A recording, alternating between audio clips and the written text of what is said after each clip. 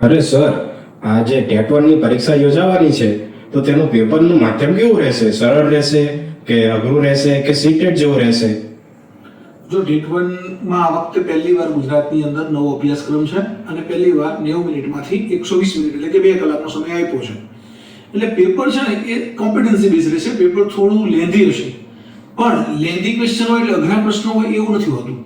બરાબર? એ પ્રશ્ન તમારે સમજવાના છે, સમજીને જવાબ આપવાનો છે. એટલે આ વખતનું જે ટેટ 1 નું પેપર આવવાનું છે એ પેપર કોમ્પિટન્સી બેઝ આવશે. ટૂંકમાં તમારી સમજણ શક્તિનું મૂલ્યાંકન કરતું પેપર આવશે. તમારી ગોખણ શક્તિ કે તમારી યાદ શક્તિનું મૂલ્યાંકન નહીં, પરંતુ તમે જે વાંચ્યું છે, તમે જે વાંચન કર્યું છે એમાંથી કેટલું સમજ્યા છો. અને પ્રશ્ન થોડા લેન્ધી હશે તો આપણે એનાથી મૂંઝાવાનું નથી. બરાબર? જેટલી વધારે પ્રેક્ટિસ કરશો એટલી તમારી સફળતા નિશ્ચિત છે. બરાબર? પ્રેક્ટિસ મેક્સ અ મેન પરફેક્ટ. એટલે આપણે વધુમાં વધુ પ્રેક્ટિસ કરશું, મોક ટેસ્ટ આપશું, એનું સોલ્યુશન કરશું અને એના માટે જ આપણે સરસ મજાનું રિવિઝન થઈ જાય અને પ્રેક્ટિસ થઈ જાય એના માટે મોક ટેસ્ટ અને ટોપિક ટેસ્ટ રાખી છે અને રિવિઝન માટેનો સરસ મજાનો વર્કશોપ રાખ્યો છે બ્રહ્માસ્ત્ર.